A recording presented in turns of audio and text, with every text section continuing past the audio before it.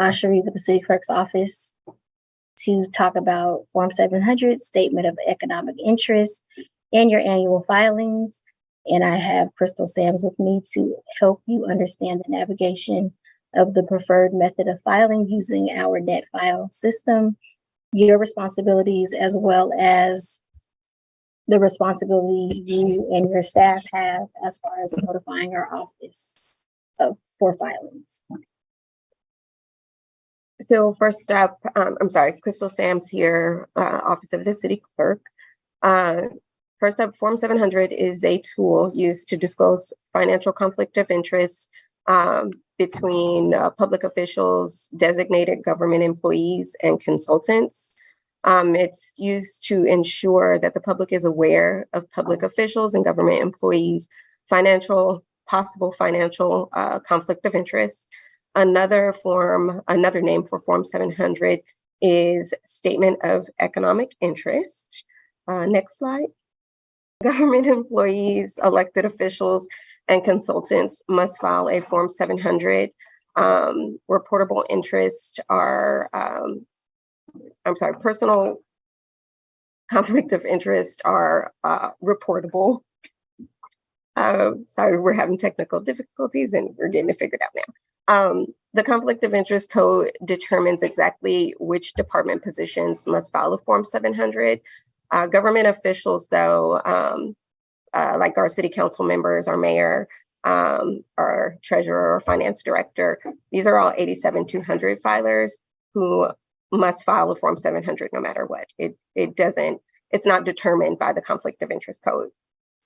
We send these filings, the 87-200 filings, straight to the FPPC. The originals are filed with their office. Copies are filed with our office.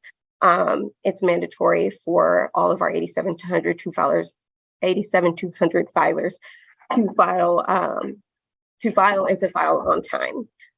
We have a list of 87-200 filers here, but also on our website. Next slide. Examples of financial conflict of interest are stocks. If you own a business in Oakland or own a business that conducts business with the city of Oakland, if you own rental property in Oakland, or if you work for a non-government agency in the city of Oakland, if you receive gifts from businesses, vendors or contractors or public officials of $50 or more, and if you receive travel reimbursements made to you by someone other than your employer. Next slide. The due dates for Form 700 vary depending upon your period covered. So for the newly elected, your assuming office statement is due within 30 days of your assuming office date.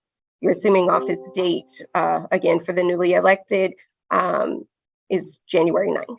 So your assuming office statement is due to our office within 30 days of that date.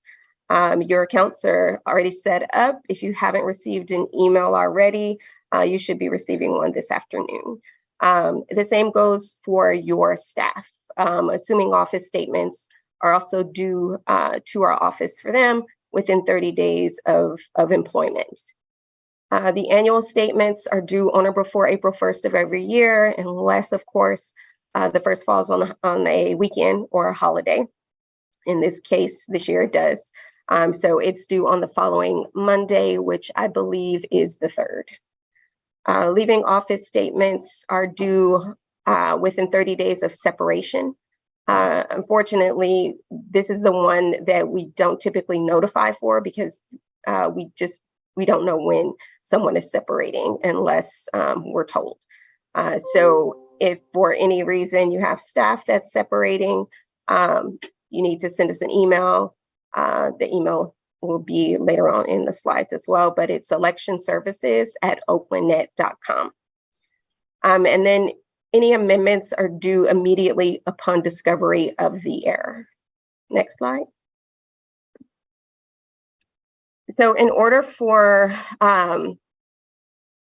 us to create the accounts for Form 700, we need I'd say for city council, it's your SPOC, your single point of contact that handles your payroll typically, to send us the required information listed here, the full name, the work email address, the work phone number, work address, department name and organization number, as well as the position title, not the working title, but the position title, and the start date for that particular employee. For separating or outgoing filers, we need the date of separation immediately upon you being notified of the upcoming separation.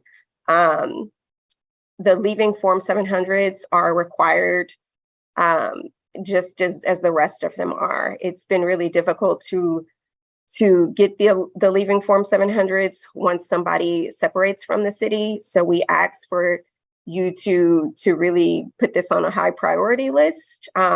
We have to send out a snail mail basically to employees that have already separated, and it's really difficult to get those Form 700s back.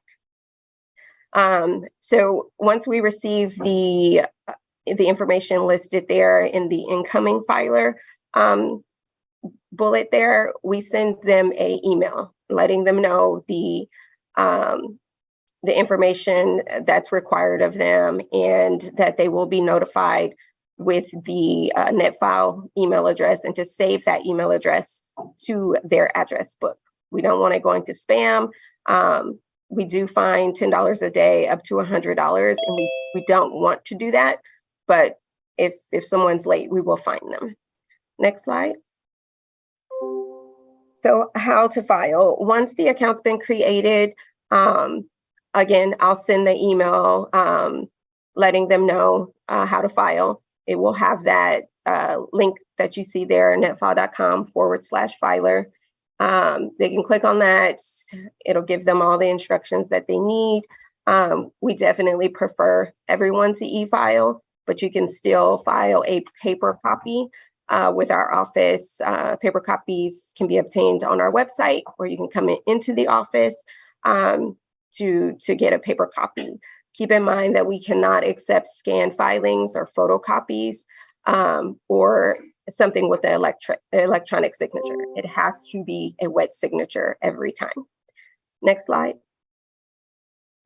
Late statements, again, are subject to a fine of $10 per day, up to $100.